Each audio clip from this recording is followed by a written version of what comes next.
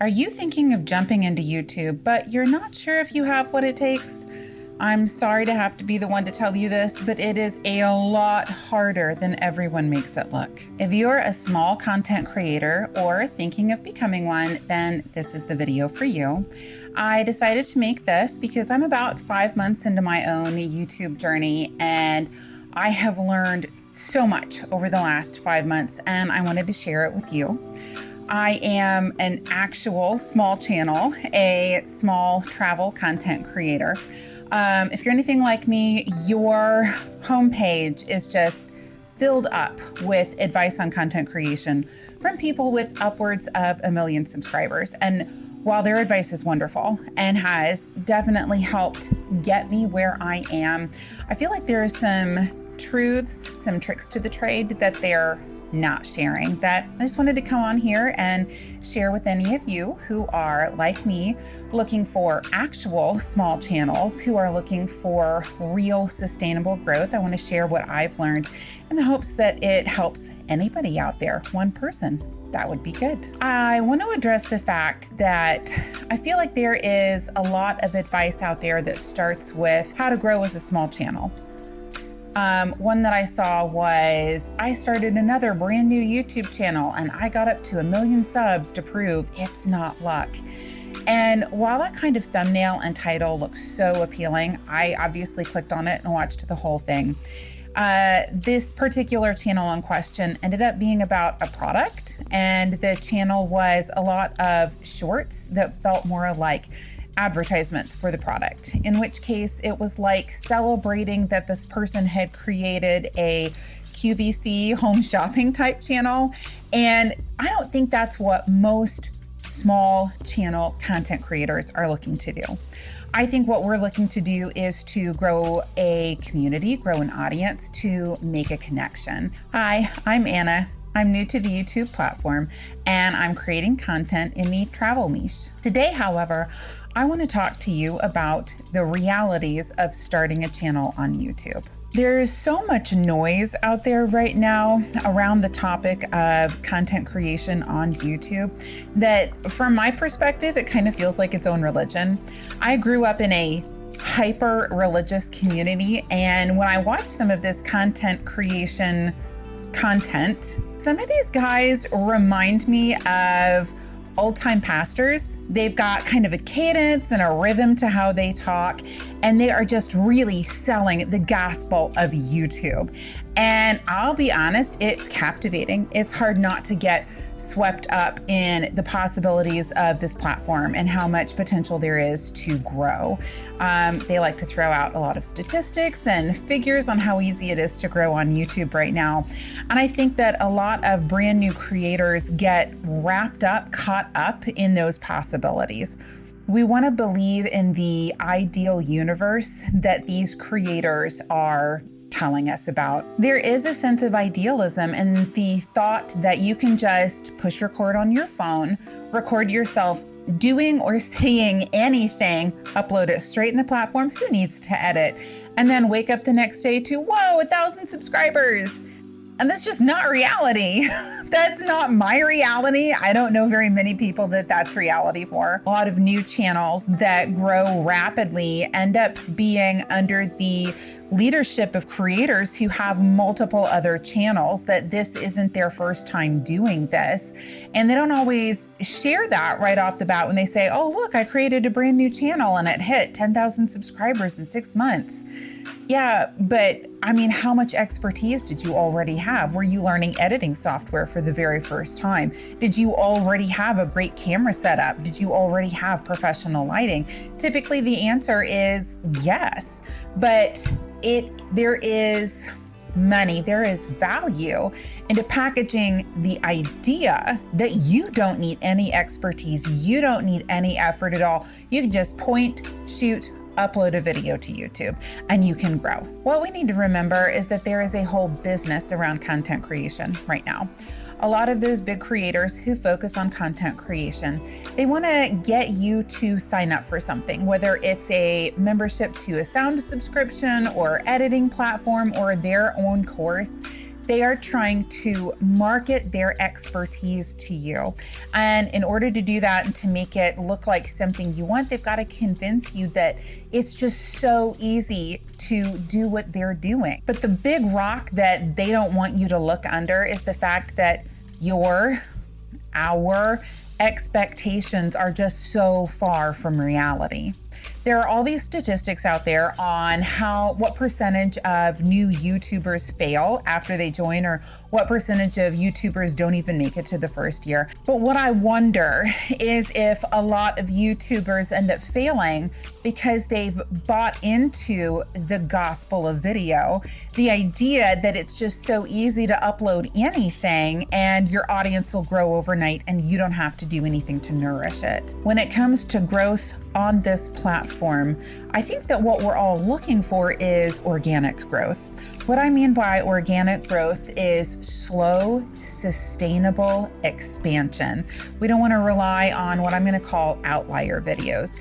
An outlier video is one that the views, the likes for that video far outperform the actual subscriptions for a channel. And that's what, of course, we know is going viral. And it's not realistic to build a channel on one viral video after another. Even the biggest content creators will ultimately admit they've been on the platform for about 10 to 12 years, that their growth started slow, that they didn't see a lot of progress in year one. I started my own YouTube journey this past September, but I didn't upload my first video until December. I had no idea how much time I would need to get ready to upload. I had watched a lot of travel content creators to get ready for it. I watch a lot of travel content regardless, and they made it look so easy. I already had a trip planned. Jeff and I were going downtown to see an old school classic close-up magic show. Very intimate experience. The audience was very close in together. It was like at this old-timey bar. Everybody was dressed to the nines. And I thought, this is perfect. I'm gonna make a video about this. So Jeff and I dress nice. We go downtown, and the magic show is actually in the basement of one of Chicago's largest theaters. Really great space. Unfortunately, my video sucked. My footage was unusable. I wanted to get some of downtown Chicago, so I filmed while we were driving out the windshield of the car while it was raining. And there was a huge streak across the windshield, which I didn't realize till later. It's so bad. It's unusable. When we got into the actual theater, we went to this really gorgeous bar. They have a setup. They've got the magic parlor written over the bar. We got these specialty drinks that they made, and the lighting was so low. The video looks like crap. It was a beautiful space. You cannot tell looking at anything I shot that day. When I viewed that footage back, I was devastated. I watched it, I rewatched it, and I really let myself have about a week to just digest that and sit with it. And then I scrapped the whole thing. I threw it out. I was like, I can't do this. This cannot be my first video. So that brings me to lesson 1 from my very first video. Your first video is not worth uploading. And that's okay. You should still make it. And don't make it thinking, oh, I'm just gonna throw this away later.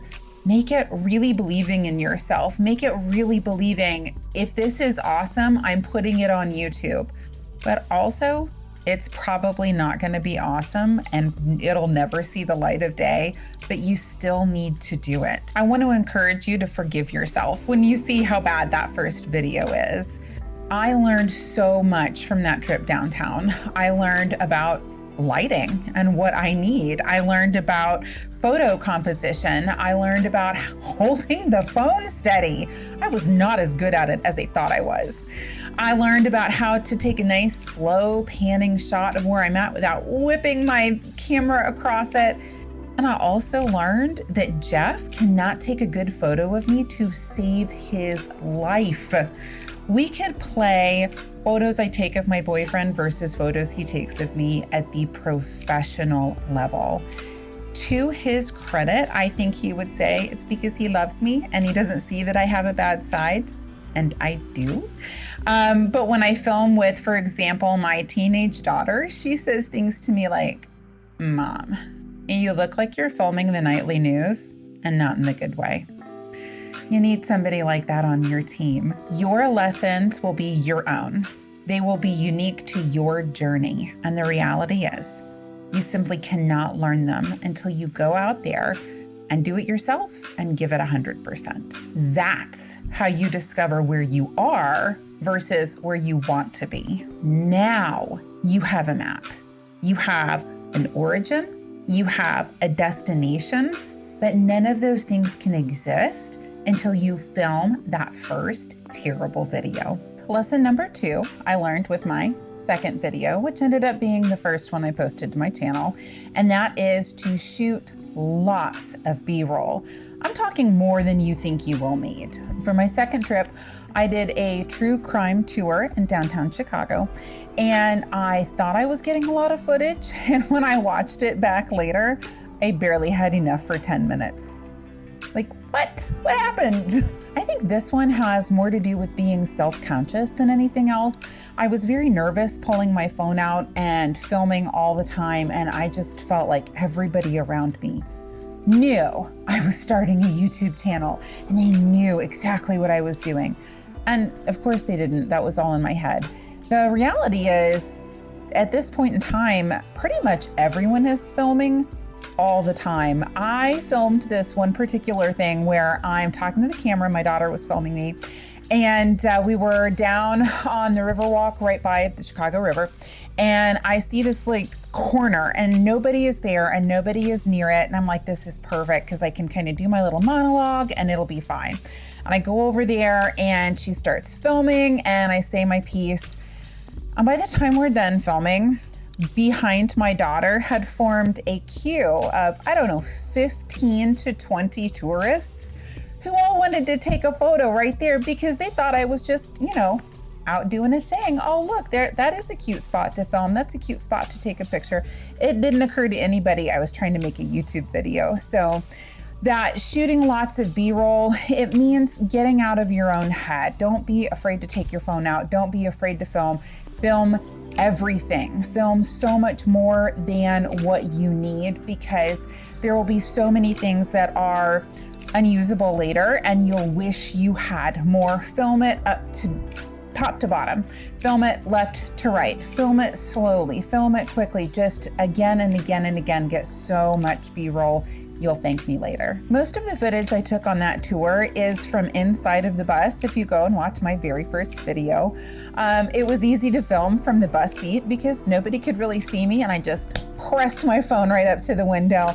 And I do like some of the footage that I got in Lincoln Park, a little bit going past Wrigley Field. But I want to tell you that even though that footage is not great, it's not perfect, I am so proud of that video. I am so proud of myself for what I did. I went down there with a goal. I improved. I got better. And you know what? Before, I did not have a YouTube video, and afterwards, I had a YouTube video. That one video took me from thinking about being a YouTuber to being a YouTuber, and I'm so glad I did it. Lesson number 3 I learned on my third video, and that is take some stills while you are out. These are great for text overlay later, as well as for your thumbnail. On my third trip, which ended up being my second video, my family and I went downtown to the Science Center. And the thumbnail I ended up using for that video, and I'm very happy with it, but I actually had to grab it out of the video I took because I didn't take any stills, no photos at all. I was so focused on Anna, film more B-roll, that I just kind of didn't think about the need for photos. I think when it comes to YouTube, we're used to seeing this as a video-based platform, and we don't really see the role that photos can still have in it. Of course, we need photos. We need them for our thumbnails. They're, like I said, great for text overlay. They're great for communicating in a way that video doesn't always, and they're so important in this medium. So my third lesson is take photos. You'll need them more than you think you will. Lesson 4 took me longer to learn, and I learned it with my 4th video, and it has to do with editing. When I got started, I really didn't know where to go to edit any of my videos. A lot of YouTube advice says, oh, just jump right into YouTube Studio, start editing there. And in my opinion, when it comes to something like travel, you need something more robust than just YouTube Studio. There is a lot more to stitch together. There's a lot more to change, to shade when it comes to travel content creation. And I really wasn't sure where to go. And my kids use Canva all the time. They're always talking about it. They use it through school. So I decided to give Canva a try. And my son, Bonus, was able to help me get started. And he was like, don't worry, it's so easy to use. And he was right. It was a great jumping off point for me. So if you are considering getting started and you're not sure where to begin when it comes to editing, I really do highly recommend Canva. It is very intuitive. Sometimes you just hover your mouse over what you're looking at and the information will pop up. And it's just a very easy to present kind of a software. It's easy to understand. But I started to have some panic when I saw that most of the content creators that I was consuming use DaVinci Resolve. Some of them even use Adobe software, which I in no way felt ready for. And I didn't understand what the big differences were between Canva and DaVinci, other than DaVinci was really hard for me to understand. So I got started in Canva up until video 4. I went to a local slide park with my kids. And for some reason, just the amount of footage I was dumping into Canva, it could not process, it could not handle it. And I had a little bit of panic. I was like, what the heck? What's going on? Why is this slowing down so much? And I ended up shifting over to DaVinci Resolve, and oh my gosh, it made all the difference in the world. That was exactly the change up that I needed. So lesson 4 is, it's not Canva or DaVinci Resolve, it's Canva and DaVinci Resolve.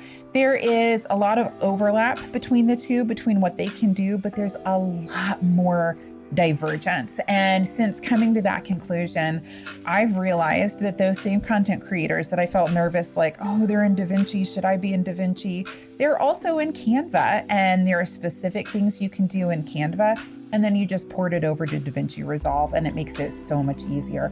I create all my thumbnails in Canva. I think a lot of creators do. And this is probably the #1 question I hear when people are looking at whether or not they want to get into YouTube, is trying to figure out what kind of software to use. So there you have it, lesson 4, Canva and DaVinci is the way to go. Lesson 5, I learned with my 5th video, and that is to upload in a timely manner. For my 5th trip, I went back downtown to visit the annual Christmas market Chicago does in the middle of downtown in the streets. It was darling. Now, I ended up uploading this video 3rd because I really wanted to push myself to get it out before Christmas, obviously Christmas market, but I missed my goal by a few days. I am so proud of that video. I am doing so much better with my filming techniques, with my lighting, even my narration and my music. And I remembered to take still photos while I was there. But because it came out after Christmas and it is about a Christmas activity, it just really struggled to find an audience. And of course, people weren't interested in a Christmas market after Christmas. But that's okay, because this helps me learn going forward when it comes to planning out my content. A lot of creators talk about making a creation calendar or content calendar. And I think that's doubly important when you're looking at travel. You want to make sure not only that the information you're covering is relevant to the time period, but also that the destinations you're looking at are what people are going to be searching for next in terms of their own personal planning. I've learned a lot about my own self in the last 5 months of doing this, and that is that I really love it. I have had so much fun filming, editing, traveling, of course. It's all given me just kind of a sense of euphoria. I have the best time doing it. It's really motivated me to take my plans from the maybe stage to the, you know what, let's just go and do it. If you popped onto this video because you were thinking about starting a YouTube channel and you're not quite sure about it, I want to give you the encouragement to just go for it. Yes, it's a lot harder than everybody else on YouTube is making it out to be, but it's still worth it. I want to tell you about a conversation I had with Jeff when I was considering putting my first couple of videos up. And I asked him, is it okay, do you think, for me to be a YouTuber, even if there's no financial gain to this? Can I still do this? And I need you to remember that Jeff is from Philly, and half of the things that come out of his mouth are very Philadelphia, and this is one of them. And he said, absolutely, you can join YouTube. There are people with stupider hobbies out there than that. Take all the time you need. And I actually thought that was really good advice. When you think about what people spend their money on in terms of hobbies, I mean, one that comes to mind is skiing. My God, now that we live in Chicago and a ton of people go skiing all the time, I cannot think of a more expensive hobby than that. I mean, the gear, not just the equipment, I mean like the gear of what you're putting on, the time dedication, that is a very expensive hobby that those people are never gonna get paid to do. So there are totally stupider hobbies out there than YouTube. So I thought that was helpful advice from Jeff Smith in Philadelphia, and I wanted to share it with you. The other thing that Jeff said to me that made a huge impact, after he said that, I asked him, do you think I have what it takes to keep putting something out there without any feedback, to keep putting something out there, not knowing what other people think of it, not knowing what they will think of it, to just keep creating because I want to? Do you think I have that in me to create in the face of nothing? And he said, I think that what you're asking me, I think what you're describing is, do you have the heart of an artist? And only you know that. And I loved that. I thought that was beautiful. I know that YouTube can be a lot of things for a lot of different people. I know that it can be a source for companies to create advertisements. I know that it can be for gaming. I know that there are absolutely dumb videos out there. Remember, I have a 10-year-old. I've seen some really dumb YouTube videos, but for some of us, YouTube is also a space to make art. It's a space to be creative. And when I think about it that way, well, then the rate of growth and the numbers seem a lot less important. And here's a bonus lesson, not one of my 5, this is just an extra freebie. I want you to be kind to yourself. You look and you sound fine on camera. You are good enough to be in this space. We all are. So that's it from me.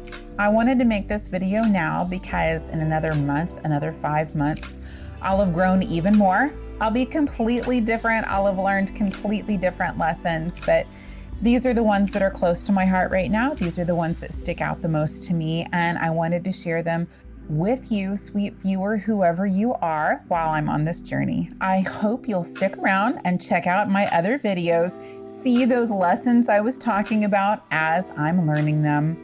If you want to participate in my YouTube journey and watch my continued growth, then consider subscribing.